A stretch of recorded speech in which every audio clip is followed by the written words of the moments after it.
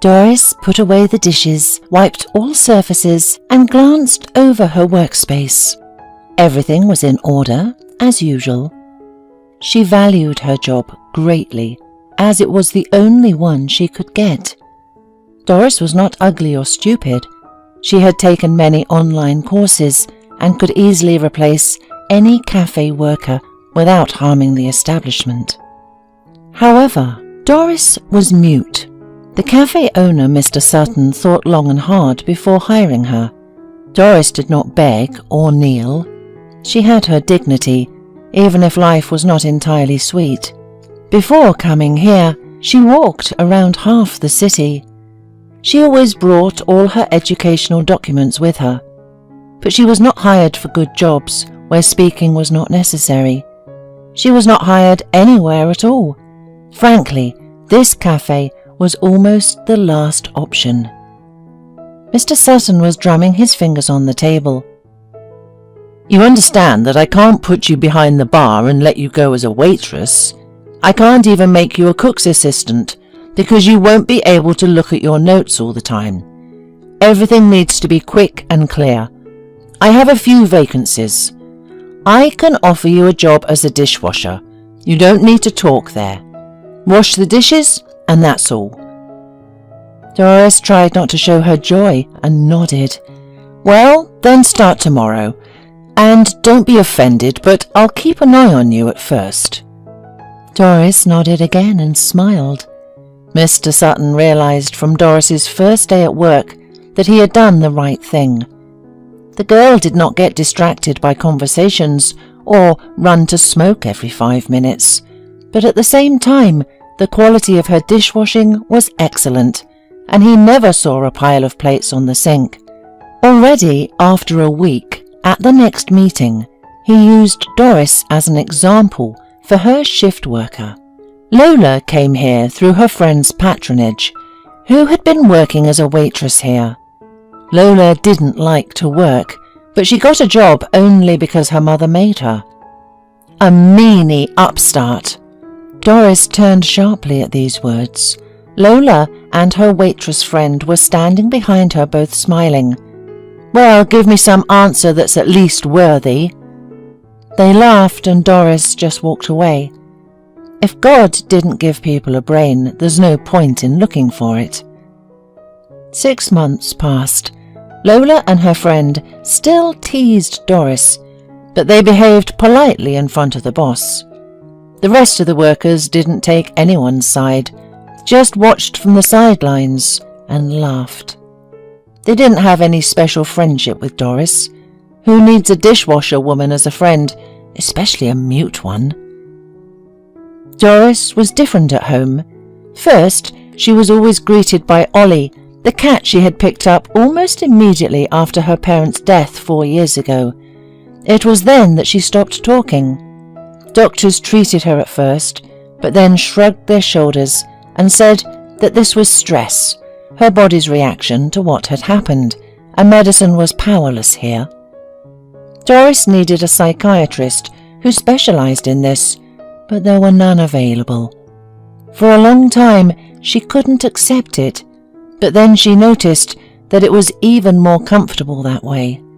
She didn't have to answer those who asked how she coped with everything out of politeness. Doris was in the car with her parents, sitting in the front passenger seat, and was supposed to die under the wheels of a truck too. But she didn't like to fasten her seatbelt, even though her dad scolded her. She was thrown aside at the moment of the crash. Though bruised and cut, she survived, and her parents did not. One day, after being discharged from the hospital, Doris was returning from a walk. She had already approached the house when she heard some squeaking. She went up to the garbage cans and found Ollie. The cat was wet, dirty, and so skinny that his emaciation was simply frightening. Doris didn't hesitate to take him in, even though her allowance was barely enough for utilities and simple food. Now, Ollie was a huge, lazy, and insanely beautiful cat. He often looked out the window condescendingly at those who walked below, loved to eat, sleep, and allowed Doris to love him. She sometimes smiled, thinking that she was the one living with the cat, not the other way round. One evening after her shift, Doris left the cafe with some of her co-workers. But after a few steps, Doris suddenly stopped and walked towards a bench where a homeless man sat. Doris recognized the look he had, the same look her cat Ollie had when he sat behind the garbage bin. Lola, seeing why Doris stopped, said to her friend, "Look, Doris decided to get herself a suitor." They both burst out laughing. Meanwhile, Doris ignored them and approached the homeless man, who seemed not to notice her. Of course, she will be satisfied even with a hobo. What to do? Nature demands, and what normal guy will look at her? Lola continued to bully. "Oh, is she really bringing him home?" The girls watched in amazement as Doris helped the homeless man to stand up and led him towards her house. 15 minutes later, Doris and her guest entered her apartment. The woman helped the man undress and noticed that his clothes, that now looked like rags, were once fairly fashionable. Doris dashed to the wardrobe, pulled out her father's bathrobe and slippers, and handed them to the man. Then she pointed to the bathroom door and the kitchen. The man, who was over 50, maybe even 60, smiled. "I've understood. I'll wash up and come to the kitchen." After taking the shower, the man became literally unrecognizable, and Doris saw with relief that there was no trace of addiction or any wrong way of life on his face. She poured soup into bowls and put out bread. The man sat down on the chair and said, "Why are you so quiet, my saviour? What's your name?" Doris took a notebook and quickly wrote to him. He shook his head, upsetting. "Such a pity. You're so young and beautiful. And I'm almost like you. I can talk, but do not remember my name or surname or where I come from, so I do not say almost anything." Doris wrote, "How long have you been on the street?" The man shrugged. "About a month, maybe more. I regained my consciousness. Not here. There's a big dump outside the city. That's where the local homeless people brought me back to my senses. I opened my eyes and became scared because I didn't remember anything. Then I realized my head was pounding badly and everything was bloody. Someone must have hit me. I wanted to go to the police right away, but those vagrants discouraged me. They said they didn't treat homeless people well there. Even though I don't remember anything, it was still scary." Doris wrote again, "You don't even know if you're from this city, do you?" The man shook his head. "I don't remember anything at all." Doris thought for a moment. Over the years of silence, she had gained many internet friends. Without much thought, she took her old phone, and although the camera was not good, she still took a photo of the elderly man. Doris didn't expect anything, but she decided to try to find his relatives. She made a bed for the elderly man on the couch and wrote in her notebook, "You can live with me for now. I'll try to find your relatives." Unfortunately, her internet search did not yield any results. But Tom, as Doris called the man, did not burden her at all. It was even the opposite. When she came home from work, the house was filled with delicious smells and conversations between the man and the cat. Ollie accepted Tom unconditionally. Doris was even offended a little, because the cat now slept with him. One thing marred Doris's happiness.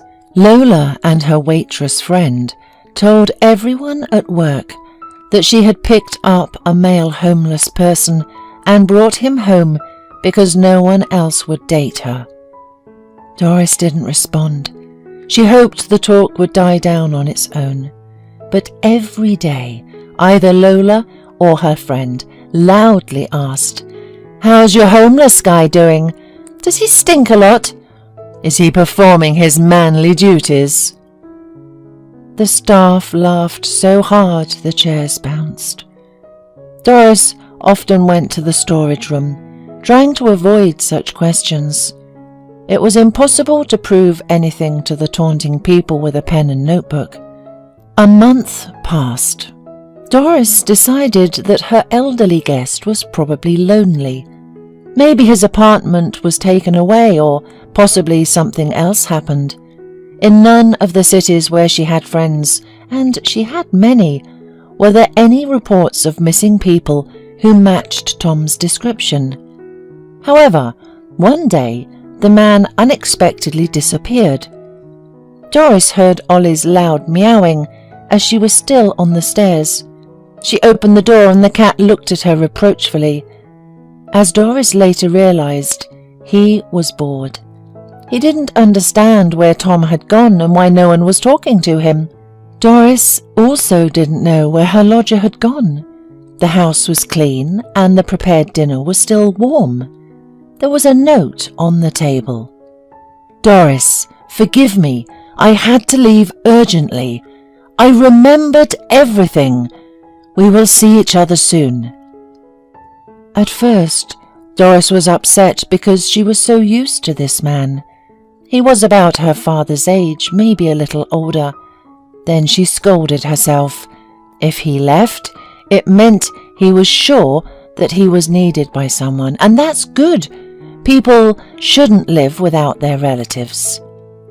Doris had no idea how Lola found out that her tenant had disappeared, but the next day when she came to work, Lola immediately started mocking her. "Doris, people say even a homeless man left you," she said, and everyone around laughed. Doris tried to pass by, but Lola blocked her way. "Tell us, why did he leave you? You're not completely ugly, and you're young, and he, as far as we could tell, was already old. Or didn't you interest him? Well, few people are interested in a silent mummy, right?" Everyone laughed again, and Doris suddenly got angry. Without thinking twice, she remembered what she had learned in the sports section in school years and showed Lola a good karate move. "Super! You know, if you hadn't done that, I would have had to intervene. I don't hit women, of course, but is that even a woman? She isn't even a human." Doris turned around in surprise. A young man was standing next to her. He lazily smiled and extended his hand to Doris. "My name is Harrison. I'm the son of that homeless man you took in." The staff left crying Lola and listened with surprise to their conversation. Doris quickly grabbed her notepad. "How glad I am that he's okay. Why did he leave without saying goodbye?" The man raised his hands and smiled. "He'll answer all your questions himself. He's at home under the doctor's observation. I came for you. You see, if it weren't for you, my wife, who will soon become my ex-wife and then go to jail, decided she had the right to decide who should live and how. Well, you'll find out everything from my dad. And by the way, he said not to come without Ollie." Doris smiled, and Harrison continued, "You won't have to come back to work here. I guarantee you that. We'll definitely cure your illness. You'll be able to live a full, normal life." He talked some more, leading her to the white SUV. She had only seen Lola once afterward. She and her husband, Harrison, came to her hometown to sell her apartment. They had to stay for a few days, and one evening they took a walk and met Lola. She did not immediately recognize Doris, and it was really hard to recognize the gorgeous woman who was arguing with a handsome man as the mute Doris. And when Lola finally understood who was in front of her, she opened her mouth, but then quickly turned around and went in the opposite direction, apparently not to get upset.